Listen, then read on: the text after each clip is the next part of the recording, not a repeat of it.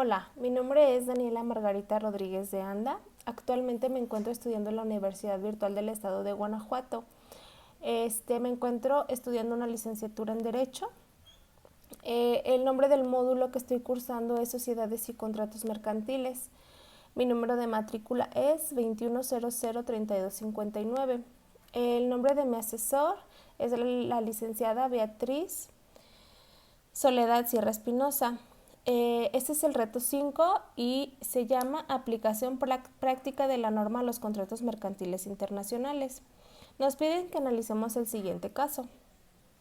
El Hospital Caminemos Juntos, ubicado en España, celebró un contrato con el laboratorio Collins & Phillips, ubicado en Nueva Zelanda. El objeto del contrato fue la adquisición de una caja de material de uso quirúrgico, 10 camas de hospital, 5 máquinas de oxígeno y una caja de apósitos y banditas adhesivas que el laboratorio entregaría al hospital. Las negociaciones se hicieron mediante el intercambio de correos electrónicos. El precio pactado de la mercancía fue por la cantidad de 2 millones de pesos y culminó con la firma electrónica del contrato el día 30 de enero del 2020. Se estableció como tiempo máximo de entrega de la mercancía 3 meses.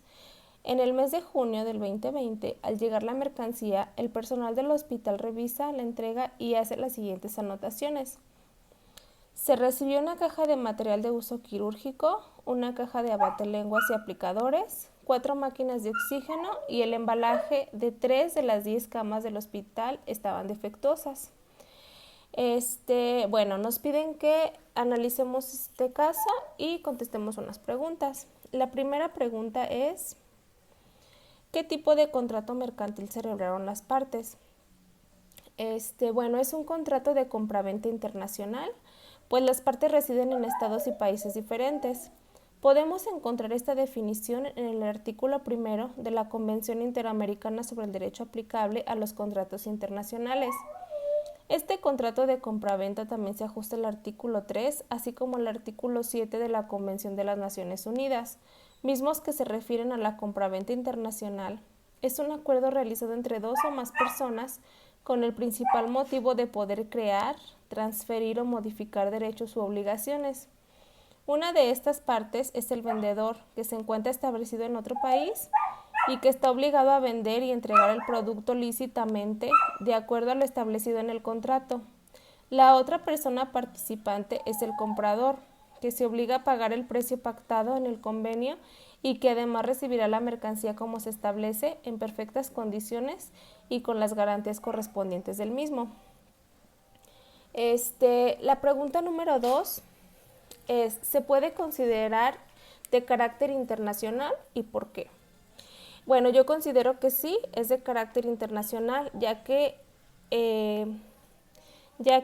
se habla de la empresa Caminemos Juntos, que está en España, y se celebró un contrato de compraventa con el laboratorio Collins & Phillips, ubicado en Nueva Zelanda.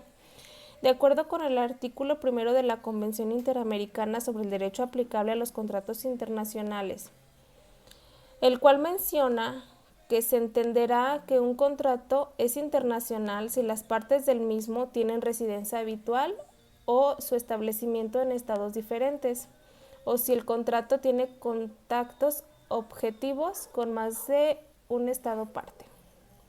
La siguiente pregunta dice: ¿qué tipo de contrato internacional celebrado por medios electrónicos identificaste?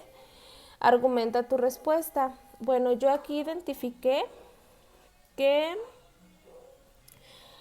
fue el de contratos electrónicos internacionales por medio de correo electrónico, el cual podemos encontrar su definición en el artículo 2 en la Ley Modelo de la Comisión de las Naciones Unidas sobre el Comercio Electrónico de 1996. La siguiente pregunta nos dice: ¿qué obligaciones corresponden a cada parte por la suscripción del contrato?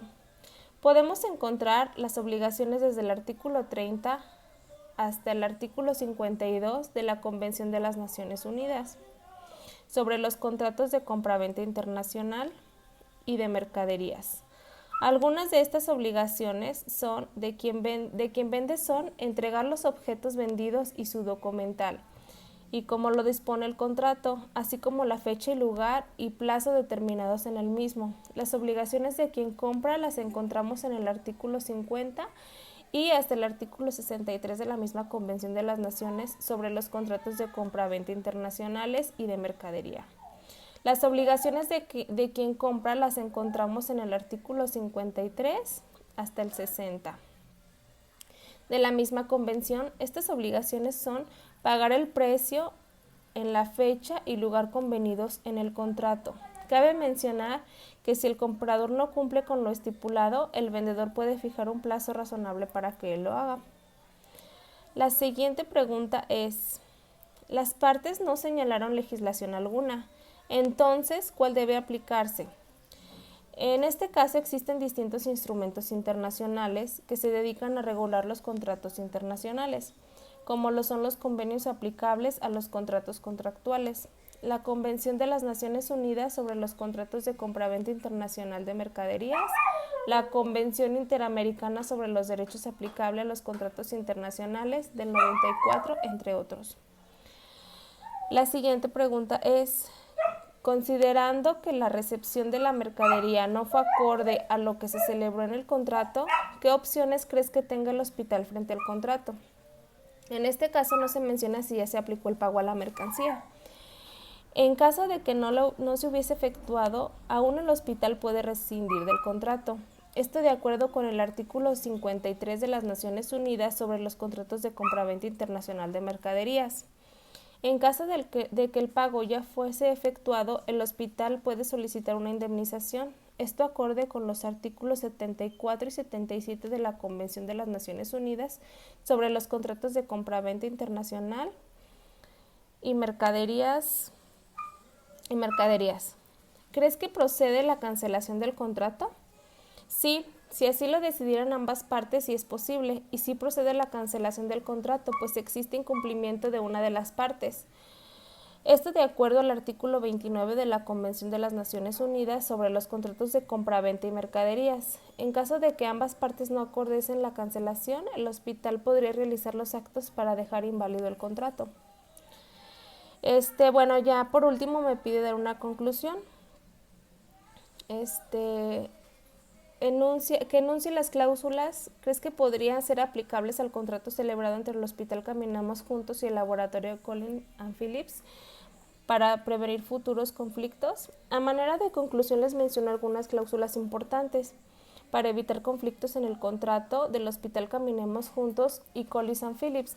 La primera cláusula importante del contrato es la descripción, así como las consecuencias en el caso de las mismas, en el caso de que las mismas no coincidan con los artículos que debe recibir el comprador. La segunda cláusula es el plazo para que el comprador realice el pago, ya que no se menciona si el hospital al momento de recibir la mercancía ya había efectuado el pago. Como última, sería la cláusula de resolución de controversias. En caso de incumplimiento de alguna de las partes, se puede negociar antes de que comiencen los problemas. Bueno, fue mi aportación o mi trabajo. Espero que sea satisfactorio. Muchas gracias y saludos a todos.